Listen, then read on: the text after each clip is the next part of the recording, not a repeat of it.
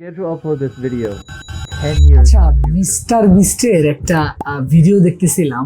10 বছর আগে ভিডিওটা শিডিউল করা, এই 2-1 দিন আগে আর কি মানে পাবলিশ হয়েছে ভিডিওটা। ও বলতেছে যে 10 বছর পরে নিজেকেই বলতেছে যে আমি যখন এই ভিডিওটা পাবলিশ হচ্ছে তখন যেন আমার 1 মিলিয়ন অ্যাটলিস্ট মানে সাবস্ক্রাইবার থাকে, কারণ ও অনেক বেশি স্ট্রাগল করতেছিল এবং নিজেকেই বলতেছে যে না হলে মানে আমার লাইফটা একটা ফেইলিয়ার হয়ে যাবে বা সামথিং।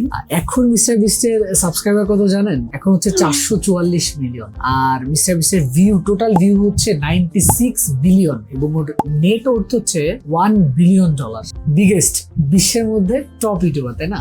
মজার ব্যাপার হচ্ছে মিস্টার বিস্ট কিন্তু 2012 সালে ইউটিউবিং শুরু করছিল এবং 2016 সালে যে ফার্স্ট ওর 1 মিলিয়ন হয়েছিল 4 বছর পরে যে। আর ওর 400টা ভিডিও দেওয়ার পরে, 400 ভিডিও চিন্তা করে দেখেন একটু, 400 ভিডিও দেওয়ার পরে ওর প্রথম মানে 401 নাম্বার ভিডিওটা হচ্ছে ওর হিট হয়েছে। আর আমরা তো মনে করি আসলে সাকসেস এমনি আসে বা সাকসেস আসার পরে আমরা চিন্তা করি যে ওর হয়তো লাক ছিল, বাট আসলে বুঝতে চায় না যে পিছনের স্টোরিটা কি। মিস্টার বিস্টের আরেকটা ইন্টারভিউর কথা আপনাদেরকে একটু বলতে চাই, অনেকে হয়তো দেখছেন। সেটা হচ্ছে যে একটা ইন্টারভিউ দেখতেছিলাম, ও বলতেছে যে আপনি যদি সাকসেস হইতে চান তাহলে হচ্ছে যে কোনো জিনিস 100 বার করেন। ফর এক্সাম্পল, আপনি যদি একদম ভিডিও এডিটর হইতে চান, ভালো মানের 100টা ভালো মানের ভিডিও বানান। বা আপনি কথার কথা যদি বিজনেসম্যান হইতে চান, 100 বার বিজনেস ট্রাই করেন, না দেখেন সাকসেস হন কিনা। চাকরিতে ভালো করতে চাইলে 100 বার ট্রাই করেন, মানে যে কোনো কিছু কথা মিনিমাম 100 বার ট্রাই করেন। আমরা কি আদৌ সেটা পারি? কতবার জাস্ট 2-4 বার ট্রাই করে আমরা অনেকে মনে করি যে না আমার দ্বারা হচ্ছে না। ও যখন মানে ইউটিউবটা শুরু করে, মজার ব্যাপার হচ্ছে ওর ফার্স্ট যে ভিডিওটা হিট হয়েছিল সেটা হচ্ছে যে ও মানে কোনো কিছু করতেছে, কোনো কিছু কাজে দিচ্ছে না, গেমিং করতেছে কাজে দিচ্ছে না, এটা সেটা অনেক কিছু করতেছে কাজে দিচ্ছে না। বাট ও চ্যালেঞ্জ দিয়েছিল যে 1 থেকে